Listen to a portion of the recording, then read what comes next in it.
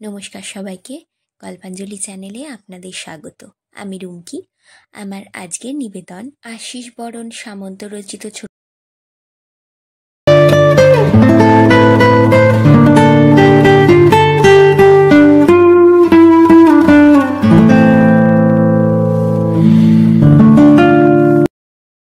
আজ তাহলে আসি দিদিমণি। অবনত মস্তকে পা ছুঁয়ে প্রণাম করতে যাই অনুপম। থাক থাক, প্রণাম করো না।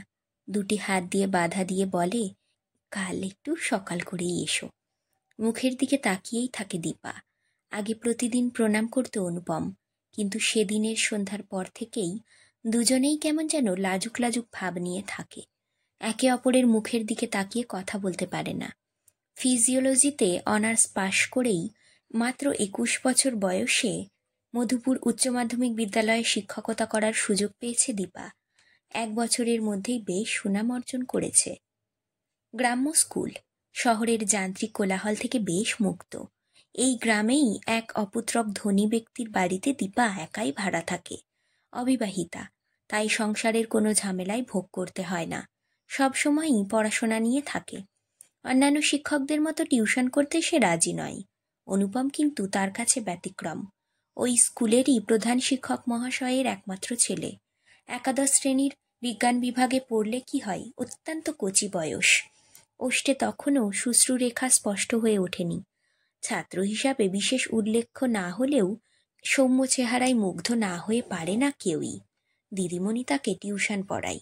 কোনো নির্দিষ্ট তারিখ নেই, প্রায় প্রতিদিনই। ছাত্র হলে কি হবে, অনুপম যেন তার সেই হারিয়ে যাওয়া ধ্যানের দেবতা। বিদ্যালয়ের শিক্ষিকারূপে যোগদানের প্রথম দিনেই তার মনে হারিয়ে যাওয়া স্মৃতিগুলো একটা সুপ্ত অব্যক্ত বেদনায় অগ্ন্যুৎপাত ঘটাল। বুধবার স্কুলে প্রথম ক্লাস ছিল একাদশ শ্রেণীতে। হেডমাস্টার মশাই নিজে এসে ছাত্রছাত্রীদের সঙ্গে পরিচয় করিয়ে দিয়ে অফিসে গেলেন। প্রথম দিনেই ছাত্রছাত্রীদের নামের সঙ্গে পরিচিত হওয়া উচিত, তাই দীপা এবার প্রত্যেকের নাম ও পরিচয় জানতে শুরু করল। সহসা একটি সৌম্যকান্তি ছেলের দিকে তাকিয়েই যেন কিংকর্তব্য বিমূঢ় হয়ে যায়। ছেলেটি উঠে দাঁড়িয়ে তার নাম ও পরিচিত দেবার আগেই লক্ষ্য করে যায় দিদিমণি তার মুখের দিকে তাকিয়ে সহসা যেন বিশ্বগ্রাস ক্ষুধাই গোগ্রাসে গিলতে আসছে। ছেলেটি বলে, আমার নাম অনুপম মিত্র। অনুপম। বিস্ময়ে হতবাক দীপা। সেই গড়ন, সেই কচি কচি মুখ, কোঁকড়ানো চুল, কপালের ডান দিকে তিল। কিছুক্ষণ নীরব বিস্ময়ে দাঁড়িয়ে থাকে দীপা। এই কি সেই? না না, আমি শিক্ষিকা। স্কুলের শিক্ষকতা করতে এসে অনুপমকে দেখে তার পুরনো দিনের স্মৃতিগুলো একের পর এক মানসপটে ভিড় জমাতে শুরু করলো। অনুপম যেন তার কত পরিচিত। কপালের ডান দিকে সেই তিলটি তার অশৈশবের সাথীর কথা মনে করিয়ে দেয়। পরিচয় জানতে চাইলে ছেলেটি বলে, এই স্কুলেরই হেডমাস্টার মশাইয়ের ছেলে। ক্লাস শেষে কমন রুমের দিকে যায়। তার প্রশান্ত মনে সহসা যেন টাইফুন ওঠে। ছুটির পর বাসায় ফিরে শুধু ভাবতেই থাকে, বিধাতার এ কি খেলা! হারিয়ে যাওয়া সেই অনুশান্ত আর এই অনুপম। ছোটবেলা থেকেই অনুশান্তের সঙ্গে দীপার এক মধুর সম্পর্ক ছিল। ওরাই একসঙ্গে পড়াশোনা করেছে। প্রতিবার ওদের প্রথম ও দ্বিতীয় স্থান নিজেদের দখলেই রেখেছে। স্কুলের গণ্ডি ছাড়িয়ে কলেজে পড়াশোনার সময় ওদের সম্পর্ক আরও নিবিড়তর হলো। চলতে থাকে পরস্পরের বাড়িতে অবাধ যাতায়াত। ওই মধুর সম্পর্কের আরও উন্নতি হলো ওদের এক সূত্রে গাঁথার জন্য অনুশান্তের বাবার এক প্রস্তাবে। অবশ্য এ প্রস্তাব কি জানি কৈশোরের কোনো এক অশুভ লগ্নে এর অনেক আগেই দীপা অনুশান্তকে দিয়েছিল। সেই থেকেই ছিল ওদের পবিত্র সম্পর্ক। কলেজের ফাইনাল পরীক্ষা হয়ে গেছে। রেজাল্ট আউটের আগে অবসর সময়টাই ওরা কয়েকদিনের জন্য দার্জিলিং বেরিয়ে আসার প্রোগ্রাম করেছিল। অনাবিল আনন্দে পরস্পরের বাড়ির সম্মতির সাপেক্ষে তাদের যাত্রা শুরু হয়েছিল। দীর্ঘ 10 দিন তারা অসীম আনন্দে অতিবাহিত করল দার্জিলিংয়ের স্বর্গীয় পরিবেশে। একে অপরের কত কাছে, তবুও তাদের পবিত্র চিত্তে এতটুকু কলঙ্ক রেখাপাত করেনি। ফেরার পথে শিয়ালদাহ স্টেশনে নেমে ট্যাক্সি করে বাড়ির দিকে যাচ্ছে। সন্ধ্যা প্রায় সমাগত। রাতের অন্ধকার আসার আগেই দুজন যুবক আগ্নেয়াস্ত্র নিয়ে পথ অবরোধ করে ছিনিয়ে নিয়ে যেতে চাইল দীপাকে। অনুশান্ত প্রাণপণে বাধা দিতে গিয়ে বাধ্য হল দুর্বৃত্তদের হাতে চিরবিদায় নিতে। দীপা কোনো রকমে আত্মরক্ষা করেছিল ঠিকই, কিন্তু আশৈশবের সাথী অনুশান্তের মৃত্যু প্রত্যক্ষ করে সে যেন সেদিন থেকেই অপ্রকৃতিস্থ হয়ে গেল। অনুশান্ত বাড়িতে ফিরল না, ফিরল তার মৃতদেহ। দীপা কিন্তু সেদিন থেকেই যে বের হয়েছে, আজও সে মুখ দেখতে দেশে ফেরেনি। অব্যক্ত বেদনায় জ্বলতে থাকে দীপা। বাঁচার তাগিদেই আজ সে স্কুলের শিক্ষিকা। তার অতৃপ্ত জীবন এখন যেন অনেক বেশি ক্ষুধাকাতর। নিয়মিত স্কুলে আসে, ক্লাসে যায়, তার মন শুধু পড়ে থাকে ওই একাদশ শ্রেণীতে। কি মিষ্টি ছেলেটি! হয়তোবা তার থেকে অনেক বেশি বুদ্ধিমান ছেলে ছিল, তবুও অনুপমের প্রতিটি অঙ্গ প্রত্যঙ্গে সে যেন তার হারানো দিনের সুরে খুঁজে পায়। তাকে বারবার পড়া জিজ্ঞাসা করে, বেশিরভাগ সময়ই যেন অনুপমকে দৃষ্টিজালে আবদ্ধ রাখতে চায়। সময়ে অসময়ে কথা বলে, প্রয়োজনে অপ্রয়োজনে বইপত্র, এমনকি রাত্রি জেগে নোটপত্র তৈরি করে দিতে কার্পণ্যবোধ করে না। অবশ্য অন্যান্য ছাত্রছাত্রীদেরও কম স্নেহ করত না। এই জন্যই অল্প দিনের মধ্যে বেশ সুনাম অর্জন করেছে সে। ইতিমধ্যে অনুপমকে আরও কাছে পেতে সে ব্যাকুল। হেডমাস্টার মশাইয়ের কাছে তার ছেলের কম আগ্রহের কথা বলে। বিশেষ করে জীববিজ্ঞানে তার অবনতি আশ্চর্যজনক। তিনি এর একটা সুব্যবস্থা করতে বললে দীপা তার কাছে গিয়ে নিয়মিত পড়াশোনার কথা বলে। তাই পিতা ও শিক্ষিকার সুপারিশ ক্রমেই প্রতিদিন সন্ধ্যায় দীপার বাসায় পড়তে আসে অনুপম। প্রাণ উজাড় করে ঢেলে দিতে চাই তার জ্ঞান ভাণ্ডার। পড়াশোনার অবসরে বন্ধুসুলভ কত কথা। মাঝে মাঝে সবুজ রিফিল দিয়ে অনুপমের কপালে টিপ পরিয়ে দেয়। কখনো বা হাতে হাত রেখে তার ভাগ্য বিচার করতে চায়। কখনো বা লজেন্স চকলেট কিনে এনে অনুপমের মুখে দিয়ে দেয়। অনুপমও শ্রদ্ধা মিশ্রিত হাসি দিয়ে তা সানন্দে গ্রহণ করে। কখনো রুমাল লুকিয়ে রাখে, কখনো বা কলমটা। একদিন এইভাবে তার রুমালটা লুকিয়ে রেখে পরের দিন তাতে নিজের নাম লিখে ফেরত দেয়। কখনো আবার অনুপমের মাথার চুলগুলো এলোমেলো করে দেয়। পরক্ষণে আবার চিবুকে বাম হাত দিয়ে একেবারে বুকের কাছে মুখটিকে এনে নিজের হাতে যত্নে চুল আঁচড়ে দেয়। অনুপমেরও বেশ ভালো লাগে। সত্যি দিদিমণি কত ভালো। শ্রদ্ধার দেওয়ালের অপর প্রান্তে অনুপম যেন প্রেমের অঙ্কুরোদ্গম অনুভব করে। একসময় দীপা একটি ফটো চেয়ে বসে। অনুপমও শ্রদ্ধা ভরে তা এনে দিলে সে যত্নে বাঁধিয়ে দেওয়ালে টাঙিয়ে রাখে, কারণ অনুপম ছাড়া সে আর বাঁচতেই পারবে না। অথচ বাধার পাহাড়। কিন্তু ভালোবাসা যেখানে ঝর্ণার গতি নেয়, সেখানে কি নুড়ি পাথর তার পথ অবরোধে সক্ষম হয়? একদিন না এলে সেদিনটা যেন বেশ ফাঁকা ফাঁকা লাগে দীপার। সন্ধ্যার নির্জনতাই অনুপমই যেন তার একমাত্র জীবন্ত সাথী। পাকা দোতলার প্রশস্ত কক্ষ হলেও বিদ্যুতের কোনো ব্যবস্থাই ছিল না। সন্ধ্যার অন্ধকারে মোমের আলোই কক্ষটিকে উজ্জ্বল করে রাখত। সেই আলোর স্রোতে ওরা দুটি প্রাণী জীববিজ্ঞানের নানান পাঠ নিয়ে আলোচনায় মুশগুল থাকত। আচ্ছা দিদিমণি, আপনি তো টেস্টোস্টেরন সম্বন্ধে এতক্ষণ আলোচনা করলেন, এখন ইনস্ট্রোজেন ও প্রোজেস্টেরন সম্বন্ধে আমায় ভালো করে বুঝিয়ে দিন। আমি ঠিক বুঝতে পারছি না। অনুপমের কৌতূহলী প্রশ্নের উত্তরে দীপার তাৎক্ষণিক উত্তর, আরে এ তো পুরনো পড়া, আজই তো স্কুলে আলোচনা হলো। আগামীকাল কি পড়া আছে? আগামীকাল নিষেক বা ফার্টিলাইজেশনের ওপর ক্লাস আছে দিদিমণি। ঠিক আছে, আগে পুরনো পড়াটাই হয়ে যাক, তারপর আগামীকালের পাঠ নিয়ে বিশদ আলোচনা করব। দীপা অনেক যত্নে একের পর এক ছবি এঁকে আলোচনার গভীরে চলে যেতে থাকে। সেদিন চৈত্র সন্ধ্যা। পাশাপাশি চেয়ারে বসে চলেছে ওদের আলোচনা। টেবিলে জ্বলছে অমলিন মোমের আলো। কালবৈশাখীর এক ঝলক বাতাস সহসা ঘরের মধ্যে ঢুকে সব তছনছ করে দিতে চাইল। দক্ষিণের জানালাটা বন্ধ করার আগেই আলোটা কাজ সমাধা করতে বাধ্য হয়েছে। দিয়াশলাইটা দিন দিদিমণি, আলোটা ঘরে জেলে দিই, বলেই অনুপম অন্ধকারে হাত বাড়াল। যাক, ওকে একটু বিশ্রাম নিতে দাও, বলে হাত দুটো চেপে ধরল অনুপমের। ক্ষণিক অস্বস্তি বোধ করলেও ছাড়িয়ে নিতে পারল না সে। ধীরে ধীরে অনেক অনেক কাছে টেনে নিতে চাইল। অন্ধকার ঘরে যুবতীর বাহু বন্ধনে থেকে সদ্য যৌবন প্রাপ্ত অনুপমের শরীরে এক কল্পনাতীত শিহরণ জাগল। দেহ যেন শিথিল হয়ে আসে। শেষে অনুপমের আলতারাঙা অধরে রক্তিম অধর পল্লব দুটি মিলিয়ে দেয় দীপা। বাইরে ঝড় বৃষ্টি মেঘের গর্জন। ক্ষণপ্রভার আলোকে দীপার ঘরমাক্ত মুখের দিকে তাকিয়ে তারপরেই অবনত মুখে কি যেন বলতে গিয়ে পারল না সে। সহসা কালবৈশাখীর রক্ত নয়ন শান্ত হওয়ার চাঁদের আলো জানালা দিয়ে ঘরে এলো। জানালাটা খুলে দিদিমণি আসছি বলে চলে গেল অনুপম। সেদিন থেকেই অনুপমের মধ্যে একটা ভাবান্তর দেখা গেল। সে যেন একটু দূরে দূরেই থাকতে চাই। পরপর 3 দিন তার অনুপস্থিতিতে দীপা যেন সবই শূন্য দেখতে লাগলো। কোনো রকমে কিছু বলার সুযোগ না পেয়ে বাড়ি ফেরার পথে অপেক্ষা করতে লাগলো দীপা। অনুপম কিন্তু অন্য পথেই চলে যায়। এক বুক ব্যর্থতা, অভিমান আর ক্রোধ নিয়ে ফিরে আসে বাসায়। অব্যক্ত যন্ত্রণায় রাত্রিটা তার জাগরণেই শেষ হয়ে গেল। অনুপমের কথা চিন্তা করতে করতে সেদিন দীপা তার বিএড ট্রেনিংয়ের ব্যাপারে হেডমাস্টার মশাইয়ের সঙ্গে আলোচনা করতেই ভুলে গেছে। পরদিন সকালে উঠেই সে তাঁর বাসায় গিয়ে হাজির হয়। দুটো কাজ একসঙ্গেই সমাধা হবে। অনুপম তখন তার বাবার কাছ থেকে ইংরেজির কয়েকটি পাঠ নিয়ে আলোচনা করছে। দিদিমণিকে আসতে দেখে অনুপম অপ্রতিভ হয়ে গেল।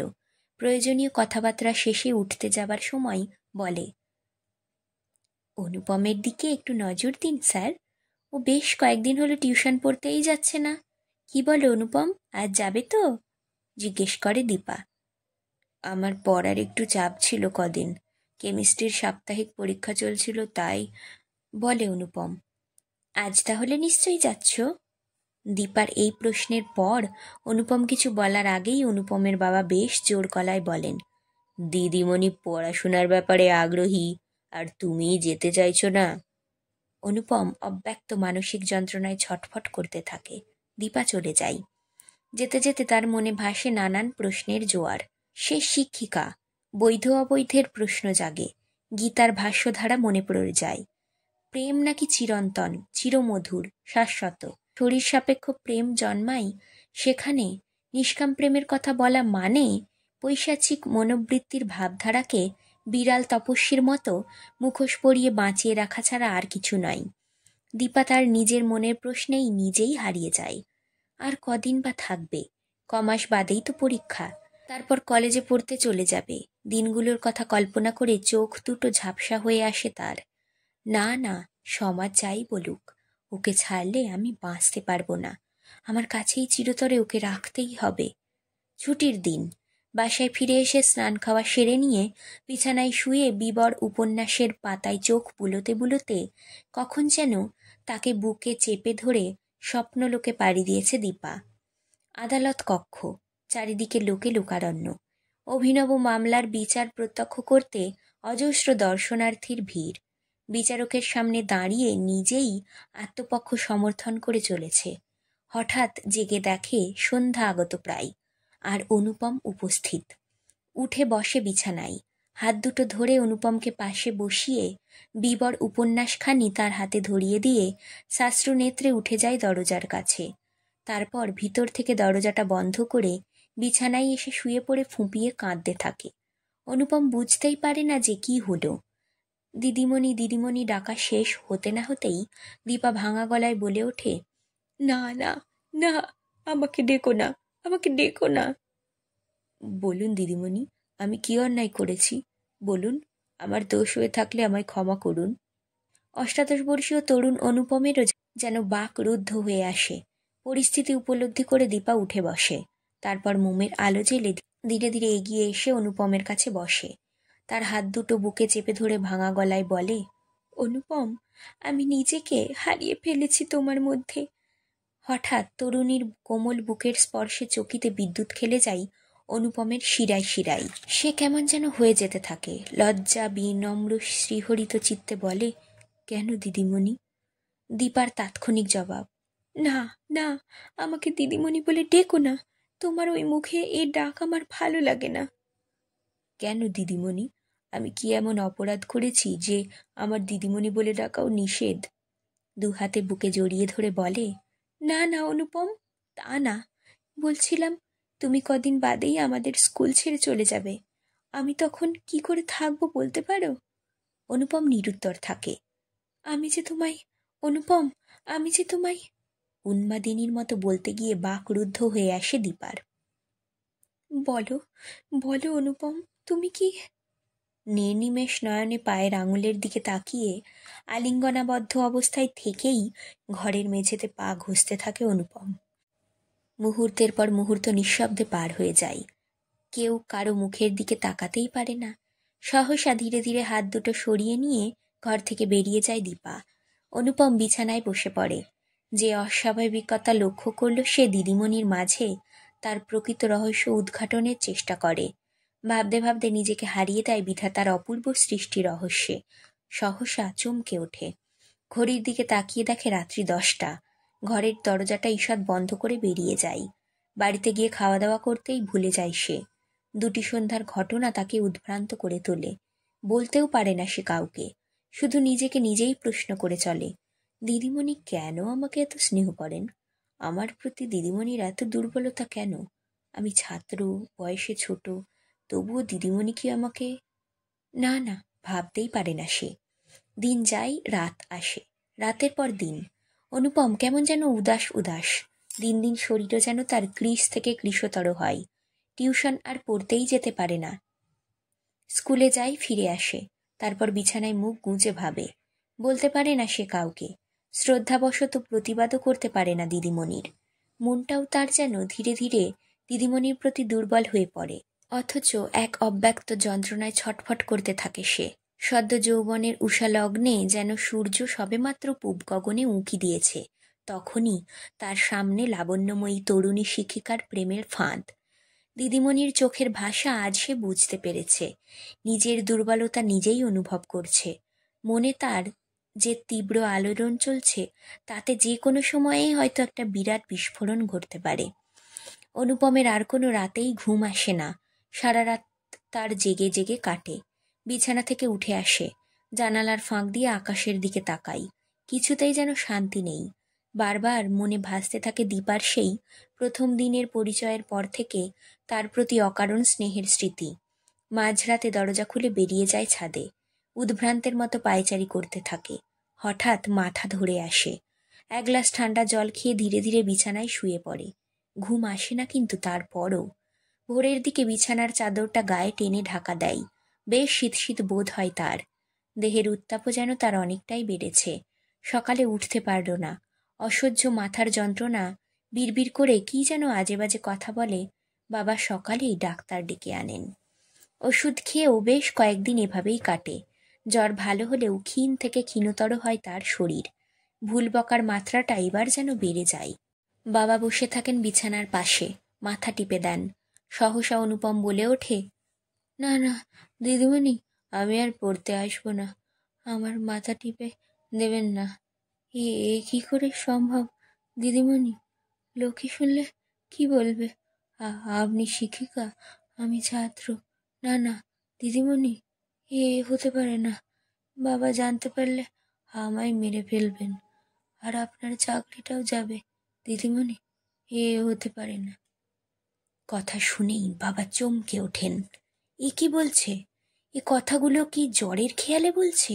এগুলো কি সব কাল্পনিক কথা? পরক্ষণেই আবার শোনেন, দিদিমণি চলুন, আমরা কোথাও চলে যাই। আমাদের যেন আর কেউ খোঁজ না পায়। আমরা দুজনে সেখানে থাকবো।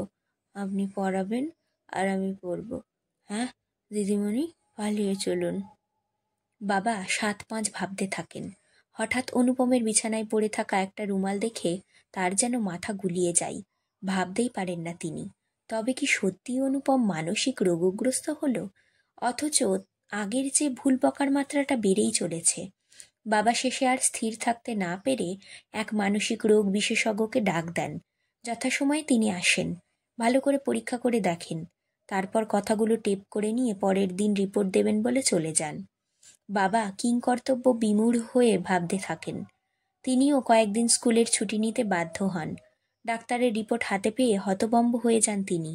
পড়ে দেখেন, কোনো এক যুবতীর নিবিড় সান্নিধ্যে এসেই এই মনোবিকার। সামাজিক স্বীকৃতিতে ওদের মিলনই হবে এই রোগের একমাত্র চিকিৎসা। রিপোর্ট পড়ে বাবারই মনোবিকার হবার উপক্রম। কে তবে এই যুবতী? স্কুলের শিক্ষিকা দীপা দিদিমণি? কি করে সম্ভব? ভাবতেই পারেন না তিনি। একটু সুস্থ মস্তিষ্কে চিন্তা করে সব কথা জানালেন তার অধ্যাপক বন্ধু মনোজবাবুকে। দীপার সঙ্গে তার আগের থেকেই তিনি বিশেষ পরিচিত। দীপাকে তিনি শিক্ষিকা রূপে নিয়োগের ব্যাপারে সুপারিশ করেছিলেন। একমাত্র তাকে বাঁচানোর জন্যই সব কথা শুনে তাঁরা দুজনেই গেলেন ওই দিন সন্ধ্যায় দীপার বাসাতে। সিঁড়ি বেয়ে দোতলায় ওঠেন। ওপরের বারান্দায় গিয়েই শুনতে পান ঘর থেকে খালি গলায় ভেসে আসছে একটি গলা, তোমারই পথ চেয়ে জীবনের তরি বেয়ে। ধীরে ধীরে এসে হায়, আজ কি পেলাম, সব আশা একাকার, আমি কার কে আমার, পালহীন তরি লয়ে কোথায় এলাম। কেউ বলে আমি ভুল করেছি, কেউ বলে না না ভুল ধরেছি, আমি বলি আজ বুঝি অতলে গেলাম। পৃথিবীতে আমি আজ একাকী, বলো মোরে পাবো তব দেখা কি, নিরালায় নির্জনে কেন যে এলাম। গান শেষ হতে না হতেই দরজায় কড়া নাড়েন মনোজবাবু। তাড়াতাড়ি ঘর খুলে দীপা বলে ওঠে, কে? অনুপম, এসো এসো, এতদিন পরে এলে। ঘরে তখন মোমের আলো জ্বলছিল। ঘর থেকেই মোটেই চেনা যাচ্ছিল না যে বাইরে কারা। টেবিলে তখন অনুপমের বাঁধানো ছবি, তারই সামনে বসে দীপা গান গাইছিল। মনোজবাবু বলেন, কি দীপা, তুমি চিনতে পারছো না? তোমার একই চেহারা হয়েছে, তোমাকেও যে চেনা যাচ্ছে না। দীপা তখন অপ্রতিভ হয়ে পড়ে, লজ্জায় তার মুখ লাল হয়ে যায়। আসুন আসুন, বসুন স্যার, বলেই দুজনের দিকে দুটো চেয়ার এগিয়ে দেয়। ভিতরে গিয়ে বসে মনোজবাবু বলেন, এতক্ষণ গান শুনছিলাম, বেশ ভালোই লাগলো। আরে এটা কার ছবি? দীপা উত্তরই দিতে পারল না। বেমানান দুর্বলতায় নিজেকে যেন চোর বলে মনে হলো। হেডমাস্টার মশাই বলেন, এটা অনুপমের ছবি। দীপার মুখের রক্তিমতা আরো বৃদ্ধি পায়। মনোজবাবু বলে ওঠেন, জানি দীপা, তোমার জীবনের সমস্ত দুর্ঘটনার কথা আমি হেডমাস্টার মশাইকে বলেছি। এখানকার ঘটনাও কি সত্যি? দীপা ডুকরে কেঁদে ওঠে। মনোজবাবু তাকে আশ্বাস দিয়ে বলেন, আরে এটা নতুন ঘটনা নয়। আমার জানা একটি কলেজে গত বছর ঠিক একই ঘটনা। দিদিমণি তার ছাত্রকে বিয়ে করে এখনো ওই কলেজেই অধ্যাপনা করছেন। তাছাড়া তোমার যাতে কোনো ক্ষতি না হয় তার দায়িত্ব আমিই নেব। দীপার দু চোখ বেয়ে তখনও ঝরে চলেছে শ্রাবণের ধারা। পরিস্থিতি উপলব্ধি করে হেডমাস্টার মশাই নিচে নেমে গেলেন। তখন একান্তে দীপা জানাই অনুপমের প্রতি তার অনুরাগের কথা। শুধু তাই নয়, তাকে চিরতরে জীবনসঙ্গী রূপে কাছে পাবার বাসনাও ব্যক্ত করে। মনোজবাবু দীপার বাসনা চরিতার্থ করার ইচ্ছা প্রকাশ করেন এবং নিজে একজন সমাজের উঁচু তলার বিশিষ্ট মানুষ হিসেবে তাদের সামাজিক স্বীকৃতি আদায়েরও প্রতিশ্রুতি দেন। আজকের পাঠ এখানেই শেষ। গল্প পাঠ ভালো লাগলে অবশ্যই একটা লাইক করে দেবেন আর নিজের বন্ধুদের সাথে শেয়ার করে দেবেন। আর আজ যারা নতুন আমার চ্যানেলে, অবশ্যই সাবস্ক্রাইব করবেন। আপনার একটি সাবস্ক্রিপশন আমাকে আরও অনেক নতুন গল্প পড়তে অনুপ্রেরণা যোগাবে। ধন্যবাদ, ভালো থাকবেন সবাই।